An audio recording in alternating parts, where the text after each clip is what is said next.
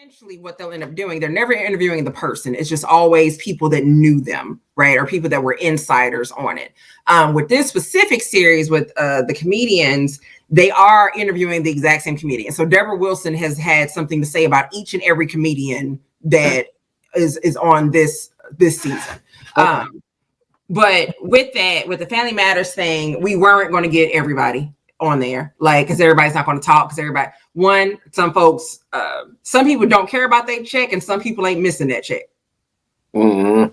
So sometimes when you start talking too much, checks start getting a little funny. So I can understand some of the older actors not speaking versus Eddie Winslow and Judy, because their lives are very different, like compared to the other cast members right now. Urkel probably got some nice residual checks because he played like multiple roles. He did all kind of stuff. So his stuff probably sitting decent. Yeah. So very simply put, Jaleel White don't have to work. No. Right? Is that really? You think so? You got the money that he got from the show, right? Whatever that was. Then you have the merchandising, whatever deal was created with that merchandising. So you had the Urkel doll, you had Urkel O's, you had all this shit with his face on it. Now, again, it depends on what that contract was like. That's what I was wondering. Yeah. And all of that. But I think right now, he has like a strain of weed. Yeah, or perp. So, look, you know what I'm saying? Like, and as much as he didn't want to be associated with that character anymore, he also knows if you act like Urkel for a minute, you're going to get a check. I think there's like a cartoon, something that's coming out now, like a Christmas cartoon, some shit. So, look, you act like Urkel, you can get that check. And that'll feed you again for another 5 years. So, and he was the voice of the Sonic the Hedgehog cartoon. So that's what I'm saying. Oh, that's big money right there. That's what I'm saying. So there's money that comes in there. There's money that he got. But I am happy to see that. What is Judy Winslow's real name? I forgot the girl name. Jaimee Foxworth. There you go. So I'm very happy to see her. I don't want to say talking like the girl couldn't talk, but just in a better place, right? Because I think we all knew that one day she went up the stairs and never came back down. You didn't hear from her, and then all of a sudden you're on Twitter and you hear that. Wait a minute, I think this Judy Winslow on Pornhub. And it's like, wait, what? Crazy. No, this is before Pornhub. This was on tape. So she was on one of them reality shows on VH1 back in the day. The drug one. The addiction. Yeah. What was them old porn things? West Coast Productions and shit like that. Yeah, so she was in West Coast Productions. Yes. Right. So it's Crave. So I never did watch one of her videos. I did. Back then, no, because it was cats was passing around the tape and DVD back then. Like, well, I just didn't. I didn't want to see her like that. Does that make sense? Like, I just didn't. That's not what I wanted to see. So, I mean, we're horrible people at 18, 19 years old. So you don't have no discernment like that. Yes, now I wouldn't want to. Right, but it's like, but to that point though. But I did see the Kim Kardashian with Ray J. So, but it was like, I guess, but I didn't have. I have a connection. I know who the fuck Kim Kardashian was. I mean, so when that tape came out, I had no idea who the fuck she was. Yeah, I didn't know who she was. So, but either way, but then her and Eddie Winslow. So as they're talking about the show and they're talking about what happened, because that's the big question. What the fuck happened? Why was Judy no longer on the show? And according to what they're stating is that her lines are like her part in the show kind of kept getting smaller and smaller because and everyone knows this, that Urkel was never supposed to be on the show full time. He's supposed to be on for one episode, period. Yep. And they just ended up keeping him and the show started revolving around him. So I can completely see how you have this show with this family and these kids and everything, but now you've entered a whole new character and you are changing the whole storyline now to be focused on him. Happy Days is the same way. Right, change it because they did it with the Fonz. Right, the Fonz was supposed to be just a recurring character randomly, and they was like, "Oh, people love him." Right, he's on every episode now. He didn't moved in with the Cunninghams. Remember, they moved him in with the Cunninghams at one point. Yeah. So then, how do you? So then, with that, when that happens, the storylines for everybody else kind of disappear. So Like, you're going to have a storyline for Eddie because he's the only son. You're going to have something for Laura because she's the love interest to Urkel. Fuck you into with the little kid.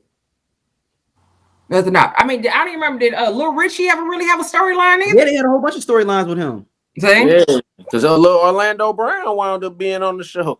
Yeah, I do remember that. And they replaced Orlando. They ended up replacing Orlando Brown with Richie too. I mean, no, Orlando Brown were in the place replacing Richie because they was like, we can't have two kids. One of y'all got to go.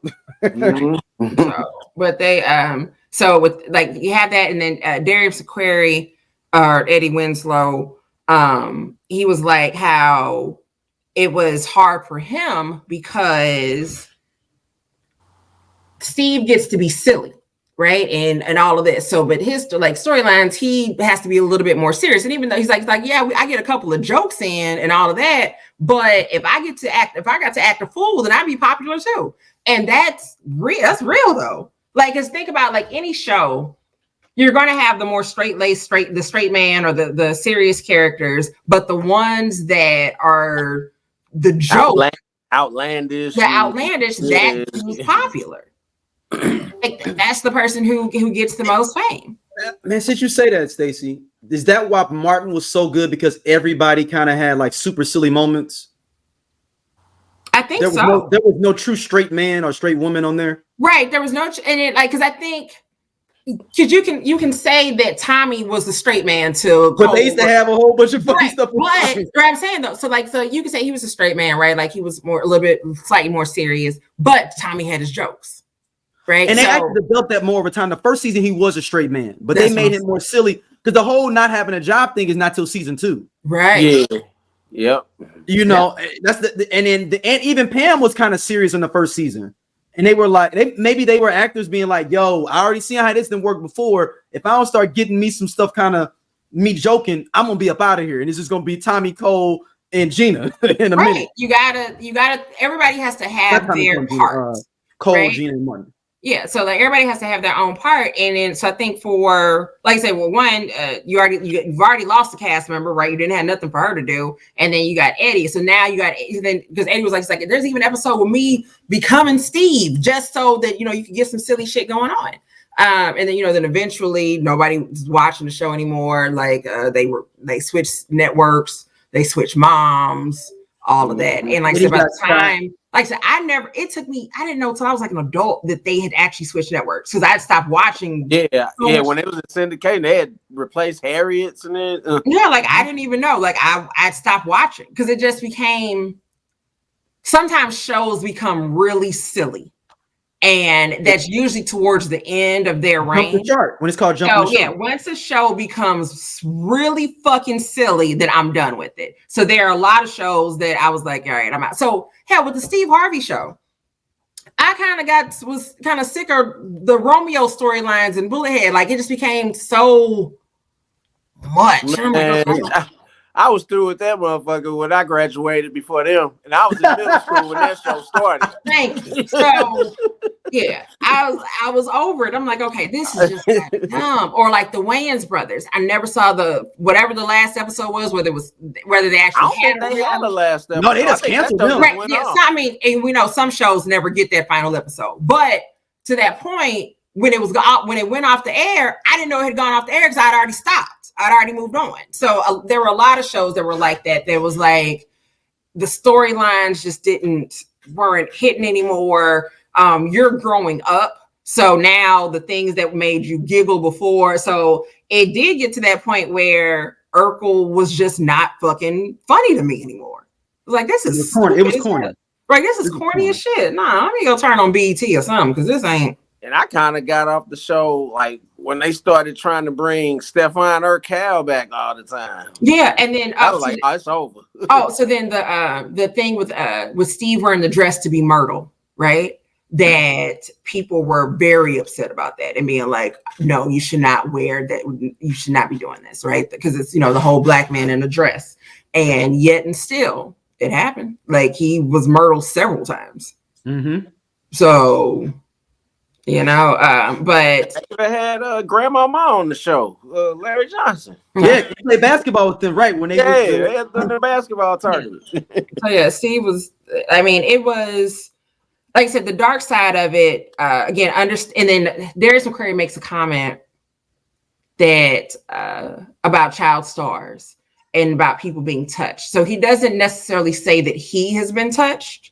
But he made a comment about how he's been in places and where his back is being rubbed by somebody, and you got to be like, he's like, with child actors, it's a lot of shit. Like there isn't that protection that is there, or whatever. So it was interesting to just kind of like hear more information about Family Matters. Or apparently, this Jaleel White was mean as fuck to Jaimee Foxworth.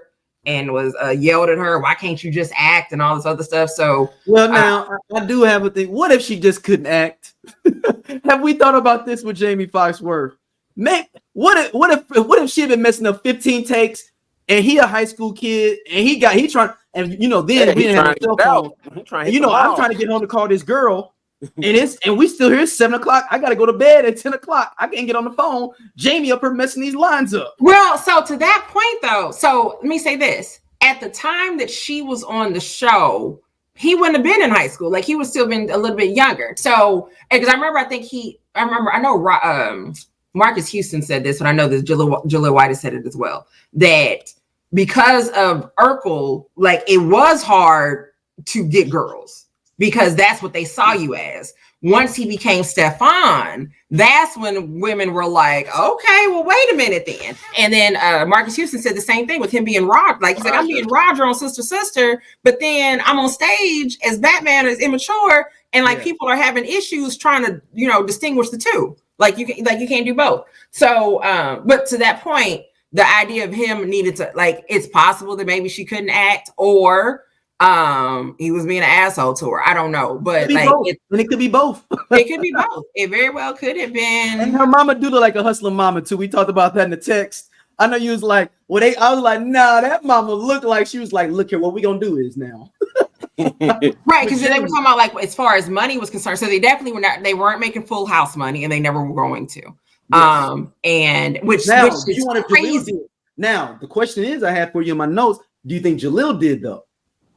So, very good question. I'm glad you asked that. So, because they talked about everybody's salary and everybody, like how they were getting so low, but I guess Jaimee why I keep saying Wexworth? I'm gonna call her Judy Winslow. Okay. Her name is Judy Winslow.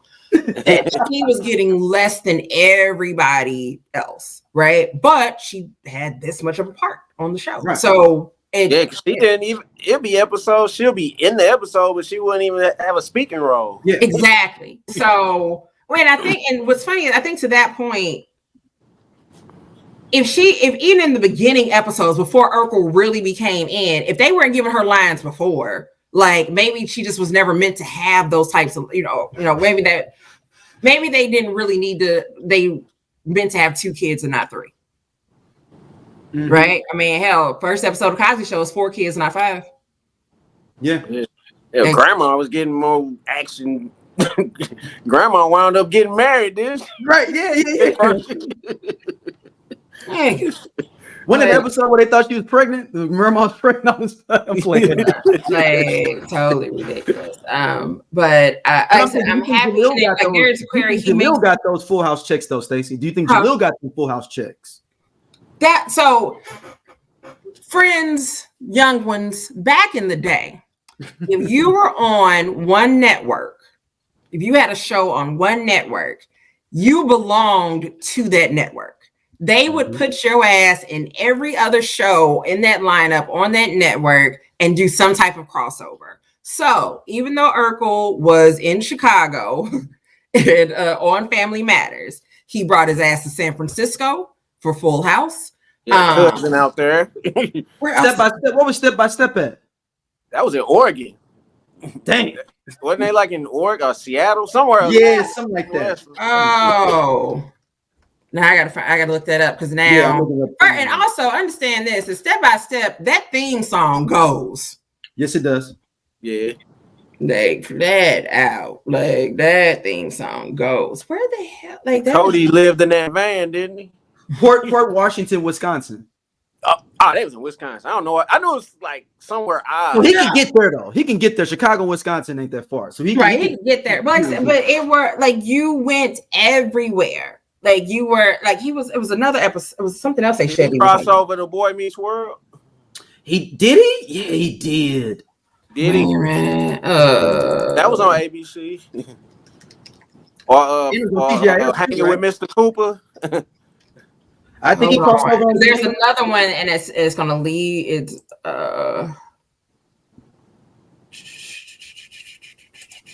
where else did you go? Full House, Step by Step. Oh, there is another one that he was on, and it's gonna drive me crazy. That just made me think, like, well, I know y'all remember the show, The Out All Night, with Patti LaBelle. Mm-hmm. It was an episode where Hillary Banks plays herself. I shared it in the group probably about a month ago. She plays herself and Dwayne Martin trying to get at her. Because that's on NBC. That was all on NBC. Like Stacey just said, they gonna pick you out. I think that show would have worked if it would have came on right after Fresh Prince on Mondays instead of Saturday. Yeah, Out All Night just was in a bad. They came on Saturday nights. Yeah, they fucked it up, and it was because on Saturday. I think what just come on TV on Saturday nights. 227 Def Comedy Jam. Oh, yeah. I was just thinking on network TV, but like so anyway, those crossover episodes are just like. All right, I'm gonna take y'all down a rabbit hole. NBC, right? You got we'll start with a TV show. I'll start with Mad About You, right? Mad About You.